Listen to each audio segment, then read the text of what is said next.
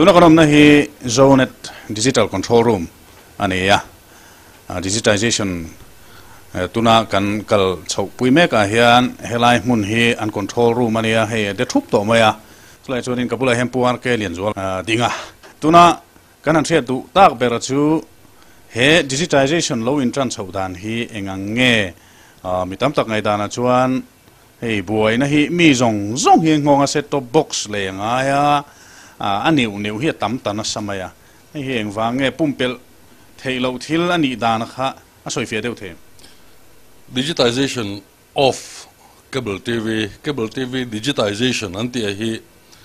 ne mezo mi puinol puitan chon thil thar ani a hei kan riat thewangin cable TV a hena bik takin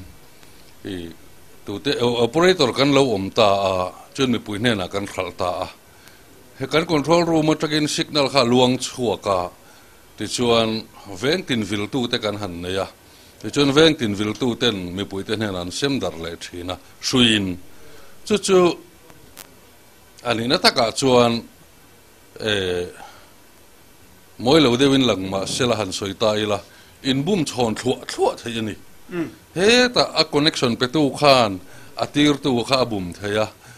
aveng bial tu khan operator kha abum le thaya chu operator chon sarkar bum le thayani afin fiadan tak tak om to lo thil zuar dang chuan so mala a pasari a khal chon pathum ala nei ti khemai ni ma cable TV chon khatiang khani velova kan thil zor kan khal za thi kan khelova ala bang po kan khachuang lova chu wangin sum dongin mani thil zor khal za thiat lo tlat reng mai he fel lo khop maya chu tuar tu anom ta a tuar tu pui ber pakhata chu sarkar ani achan chu he cable TV en tu ten sarkar ne na chi an pek tu re hi service tax kan ti te entertainment tax kan ti ang zong a hi ala tu zwa ta zira in thin ve kan a ala tu zwa bera kha khiat ani to lo miau chuan exal nge thin tu rengzal nge pek tu rengzal nge tu ten nge exal nge an zep ti a kha fin fia danom ta mi alovani chuwang chuan sarkar lai puin kubenga mozat kalta trang khan he thil hi heti ngot tur choni lo ti in an buai puya mi thiam rol te somin ati dan tur thaber hi an ngai tu ta cable TV en tu te zong khria thei dan tur a zong ta thabok si signal thazok box si abang chu tlem na lo sang khetani po in sarkar ina a figure diktak ala tu zat diktak chumi te zara apoi samu tur diktak amu thei dan tur kha mi thiam te nan ron chut chuak ali tabera chu takamang turin tun ma de wa tang khan boi pui chho reng ania sang ni som pani a khan india ram ko puilian pali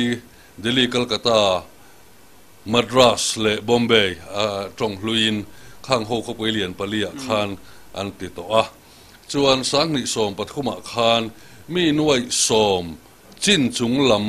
chen na khopui lian dang ho som thum le pariata an ti le a chuan ke ni ho ni mi nuai som chen tlin lo na khopui ni ve si howa hian phase 3 min tia chu sang ni som pali top kha kan hun ti amani ni ma sela sang ni som le pali mei tha NDA sarkar lo pianga sarkar in singsana sa lea tin buena ne wala oma huama lo zava ne khata mani ber maya court case te oma complaint te oma chowang chon sarkar thar lo ding chuan kum khatin phase 3 hi ahuni pot se yang atia ti chuan sakni som pali December ni som thum pakhat top tu rakha sakni som panga December ni som thum pakhat zan thleng hi kan pe che min ti ta a ti chuan kan in sing save lo thei ta lo wani hemi thu hen an soi du kan nei pakhat chu mi pui zinga then khat hian helai operator te LPS kan ni emo zonet kan ni emo operator dang an ni emo kan du thu reng ti ang hian kan ngai moni o ti tura tong hi om zeu zewa ani hau lova cheng ve bel chetel tam tak sen bel na tur thil hi kan chak lem lo chu kan nei lo nei po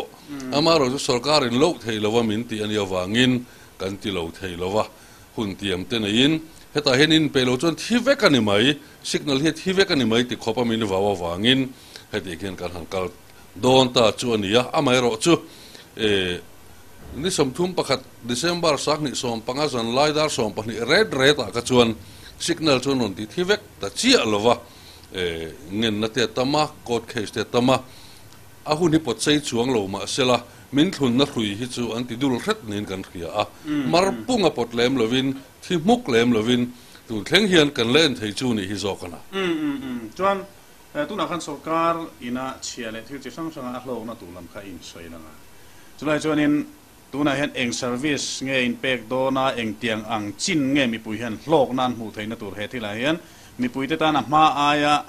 hlok na tur eng tenge om ti lai ama sabera chuan channel hin asa takin apung do na ni tuna hian channel somsari somriat vel kan pe hloma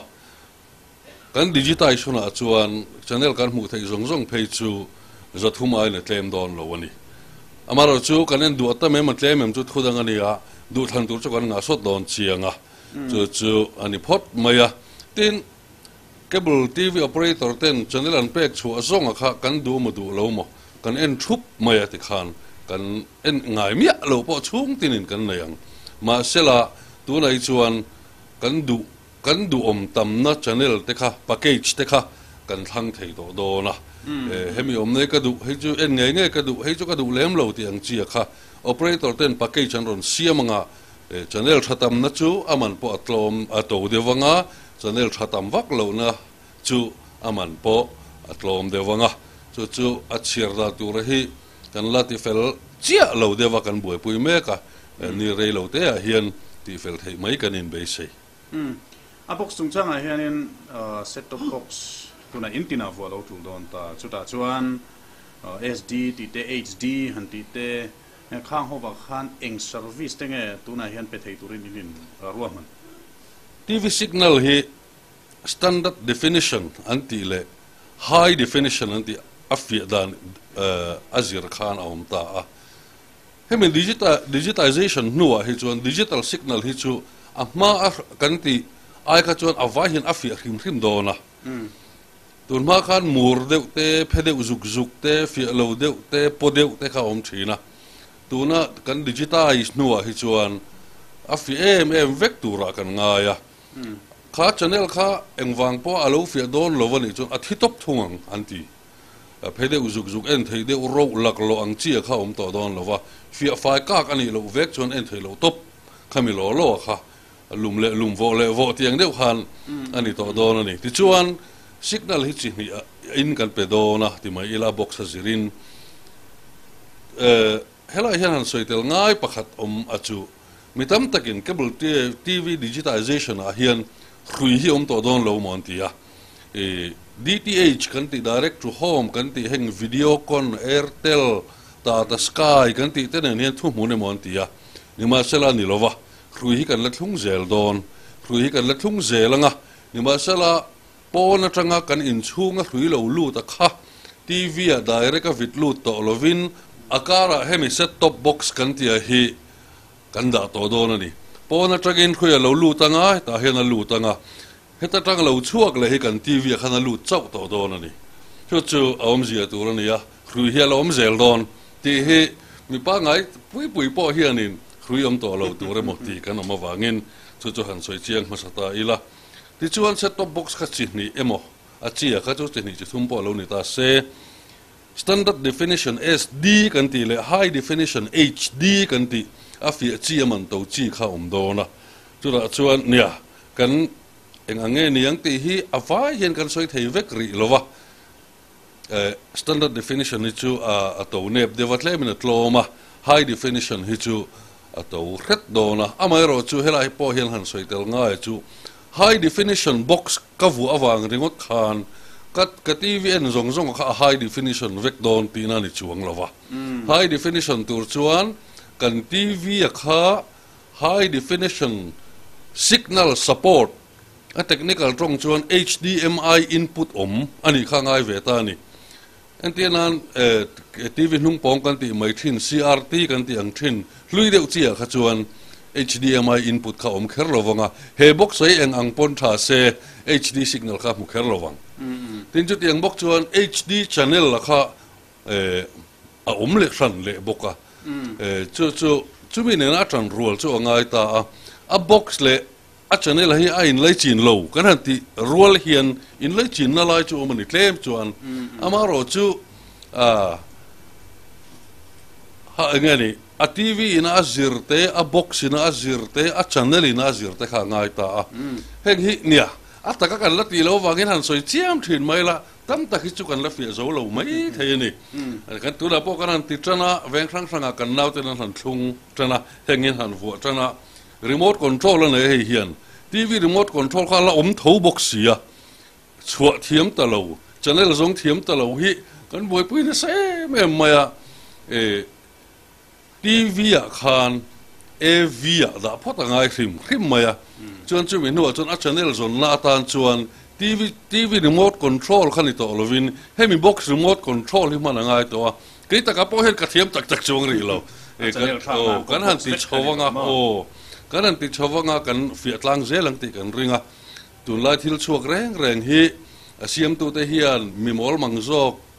zir sang lo zok te po ina har sa lo taka an man thei tur an thiam thei tur an siam vekenia kan la ti than lo wangin ti ra boi de wangin lang mai la kan thiam thoi don hu phur tu rom mi lo atira chon ni ele ka thiam pui te poin he bo ta vek mai he ka muta lek lo mai chu bo ka chu thiam lo a chiam ni te ron ti te po no mani ma sela kan han ti fuanga kan han in ko zelanga kan han in pui zelanga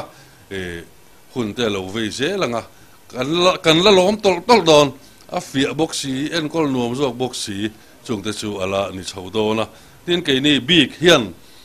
hybrid box kan te ya chu nei kan tuma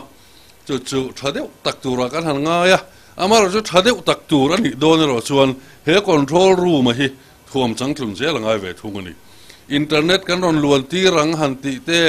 idai kal chunge mo in thir chunge mo in smartphone a I channel en lak lo kai en zui theyang kan ti te thil tam tak hi do ta ni mi alo ani ngei do na ni ma se thok le khata ni ngal ve kan ti lo hei mi puiten khe chiang se kan du khop maya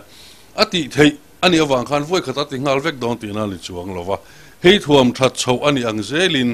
he box hybrid box to chi ke ni a chon sang thum zanga man chi kan ti a kha chuan helam adon thleng a kha aloin peisa ve thung do na ni a box man tlom deuh zo ka chuan khami in pe tur kha lo ve thunga nga amai ro chu ti ra chon ka soyang khan va internet chi lo ve khoyang e room danga kal chunga ka en thene tur chu ti ya in chu chal mai ro chu la hun don lo heta tang hian kan han thuam bel zelanga lo luang zelanga chu kan be seidan ani emponi se box kha aman to piang kha ani ngot lo ti kha mi puite point fiat chen kha ngai veo ni emponi se du sang na kan lan che luang ta ka kal turin du sang na du rasan point kan lan che ni kan lo me hei thil tharan ya kan buai khop maya zo na mak tak la atama chan thiam hlei thei lo te po oma har sa khop maya kan nau te pon haidan tul hlen tlai war fova heng zong mi poita la kan ti thei vele sarkar policy ani awanga tlanchian om lova kan ti ani ya mi poite troi om na le atira han boi de ni mai la ala fel ve mayang ti be sei le do thei na po kan han ngen ve du ni an le kan lo me